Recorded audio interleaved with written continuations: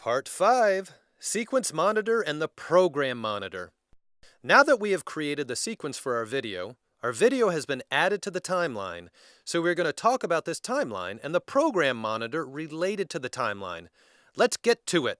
First, I'm going to use this selection tool to show you everything. For now, I'd like to ask you to turn on these three icons because they will make it easier to move and select the clip. Icon 1 coordinates the arrangement and overwriting of clips. Icon 2, responsible for perfectly connecting two clips. Icon 3, highlights the video clips with the corresponding audio tracks. If we come down here, you can see the video tracks listed and the audio tracks listed below them. The upper part of our clip is a video track, and the bottom one is the audio track. We can activate these tracks or inactivate them. But we can do the same with the Shift plus 1, 2, 3 or Alt plus 1, 2, 3 shortcuts. It's best to activate the tracks that contain our clip's video or audio.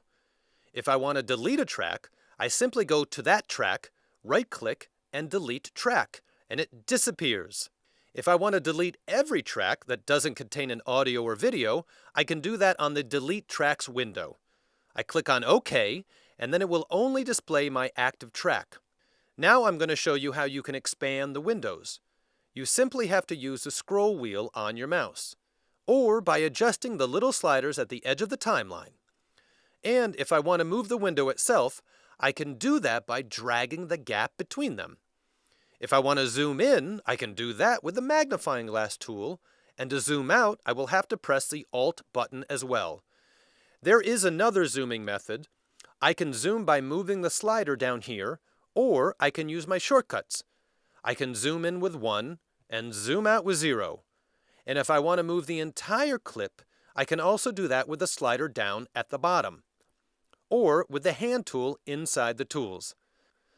The next thing I want to show you is the eye icon up here. If I click on it, the program monitor won't display the video. If I click again, it will. Then, here, with the lock, you can protect the clip. No matter how much I click on it, I simply can't highlight it. This is a useful feature. Down here, you can use the M to mute the video. And with the spacebar, I can play the video. You can hear it has no sound. Now that we know that we can play the video with the spacebar, let's see how you can fast forward it. With the J button, we can fast forward it faster, and with the Shift-J combination, we can fast forward it slower.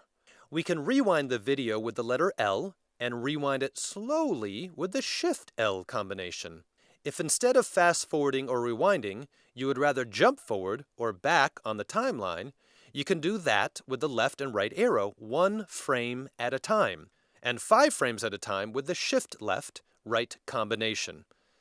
That's all for the timeline. Let's take a look at the program monitor. It's important to know that what we see in the program monitor is the video on the timeline. We can also play the video here. We can also zoom in or out on the timeline here. And what is also important is that here we can also set the resolution that will be used for playing the video. 1/4 is the weakest, and it will easily play that.